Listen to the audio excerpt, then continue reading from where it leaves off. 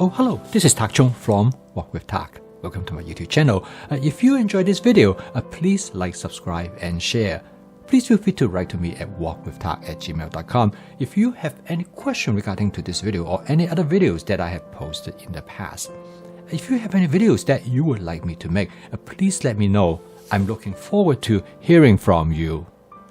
My YouTube channel is to help people to make home cooking as part of their daily routine using the fast cooking system, which stands for flavor chasing, advanced prepping, stir frying, and template-based cooking. The goal of this cooking system is to help you to make home cooking as a viable alternative to fast and ultra-processed food. And flavor chasing is a crucial part of this cooking system. Now I want to show you today a sauce that I use to flavor my dish. Now, my criteria of flavoring a dish is that it has to be simple, something that you can do relatively easily, and also you can use a limited number of sauces that will allow you to create many different variations. For example, all the dishes that I have shown here are created by only a few sauces. And you might wonder, how do you create so many different flavors using only a limited number of sauces? And the answer is by knowing some of the sauces really well and by combining in different ratios as well as in different type according to the dishes that you cook will allow you create unique flavor for that dish. Because different food ingredients interact with the sauce differently. And this is the reason that flavor chasing is a dynamic process. It allows you constantly make adjustment to the flavor of the dish. And it all depends on, first of all, the type of ingredients that you use. And secondly, it also depends on how you feel like on that day, as well as who you are cooking for. And with this flexibility, you will be able to create many different versions, but based on only a very simple set of sauces, and you will be surprised how many different variations that you can create. In this case, I'm going to demonstrate to you a sauce that comes from southern part of China, in a province known as the Guangdong province, which is well known for Cantonese food. This sauce is referred to as hoisin sauce. The sauce is made from fermented soybeans. It has garlic, it has 5 spices, it has some chilies and some sugar. Now the sauce had a very nice fragrance, and it also slightly salty. It's rich in umami flavor. But the most distinctive aspect of this sauce is that it is sweet. You probably have tasted this sauce before in American Chinese restaurant. There's a dish known as mushu pork. The dish is prepared by using a wrap, and it has pork and plus some vegetables. And to this wrap, it is added with the hoisin sauce. Now, this hoisin sauce can be used as a dipping sauce in this particular case. As you most of know, that Kentucky Fried Chicken has a chicken burrito, usually like a breakfast burrito. And because this hoisin sauce is so popular amongst the Chinese population, if in fact, in this case, instead of using a salsa to make this burrito, it actually used hoisin sauce to flavor this burrito. Hoisin sauce is excellent for stir frying. Now, when you come to stir frying, the use of sauce is the most popular way to season a dish. The reason is simple, because in stir frying, everything cooks so quickly, and the best way for you to season the dish is to use something that the flavor already exists. And in this case, the hoisin sauce provides that opportunity. So instead of using, say, different type of seasoning agents, the sauce will give you an instant flavor. And if you can find a sauce that is flexible enough, that will allow you to cook in a different way to create different type of flavor, then you will have almost an instantaneous way to create the flavor that you love. Now, the hoisin sauce turned out to fit this bill extremely well because it is extremely flexible. It allows you to use it in many different kind of dishes. In some way, hoisin sauce would be considered to be like a universal sauce, a sauce that allow you to match different type of food ingredients. But at the same time, hoisin sauce will also allow you to combine with other type of sauces to create more distinct and unique flavor. Now, in addition to combine it with other type of sauces, you can using different amount of hoisin sauce, and this will allow you to further to fine-tune the flavor of your dish. And this is the foundation of flavor chasing. Now, one of the ways to combine other type of sauce with hoisin sauce is soy sauce. Now, soy sauce has a very different flavor characteristics. And here I have a soy sauce which is known as light soy sauce. And this will provide you a distinct combination, particularly if you're using different ratios. The other soy sauce which always that I find it very useful is a soy sauce known as dark soy sauce. Again, it has a different flavor characteristics. And you can combine all three of them, and by adjusting the ratio that you can create very distinct characteristics, and you will find that different food ingredients will interact with these sauces in a different way. And this is what makes home cooking really interesting, and this is also the foundations of flavor chasing.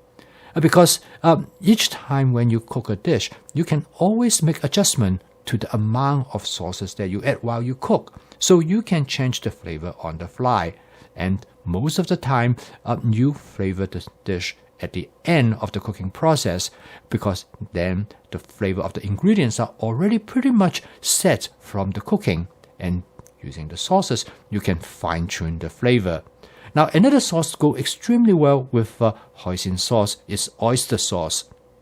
Oyster sauce has a distinct flavor characteristics, and quite often when you combine oyster sauce and hoisin sauce, it will give you that typical teriyaki flavor because of the sweetness from the hoisin sauce, and together with the umami flavor from the oyster sauce will give you the savoriness as well as the sweetness that you find frequently associated with hoisin sauce. Now, the flexibility of combining different type of sauces is truly one of the most significant lesson that you should take during your process in your cooking, because the more you understand each of these sauces, the more understand the individual flavor profile, the more likely you can imagine what the outcome of the dish is going to be like. In many ways, this is truly make home cooking fun and enjoyable, because this is where the creativity that comes in. And each time when you try different combinations, you will learn how this combination will work out, and you will store it in your mind as like a flavor library. And each time when you experiment them with different type of food ingredients, you know next time when you cook with similar ingredients, you know how to season it. And when you combine template-based cooking, which means that you use a basic cooking template to create different variations, and then you combine it with the different flavoring strategy that you can use, truly that the sky is the limit of all the possibilities that you can create. Now, I find that the best way to store your sauces, particularly like the hoisin sauce, which you will use on a regular basis, is to transfer them and put it into a squeeze bottle, because this will allow you to dispense the sauce in the amount more precisely, and also you can do it much quicker than if you have to open a bottle. And I put all my frequently used sauces in squeeze bottles. However, these are not the limitation of the sauces that you can use to season your dish. There are other sauces which I usually put them in the original bottle because I don't use them very often. And one of them is a fried chili oil sauce. This is a great hot sauce, particularly when you want to create dishes with Asian Chinese flavor. The other hot sauce that I use is the sriracha sauce. This is the sauce that if you want to create a Thai dish flavor. So all of this can provide you with additional flexibility to make adjustment to the flavor that you want. And one last sauce that I use is a rice vinegar. I use a small amount of it in the case if I want to make the flavor more complex in a dish. How I season my dish is always a dynamic process, undergo constant changes. The reason is that because I constantly change the way how I like my food.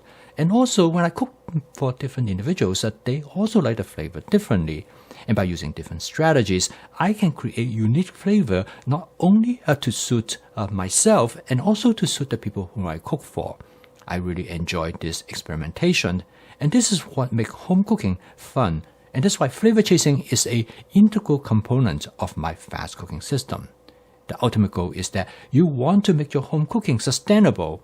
And as I have mentioned earlier, the best way to make your home cooking sustainable is to able to cook food that designed specifically to suit your flavor preference. Because ultimately, nobody knows exactly how you like your flavor. And therefore, once you're able to continue to fine-tune the flavor of your dish, you will become your own very best cook. And consequently, you will not want anybody else to cook for you.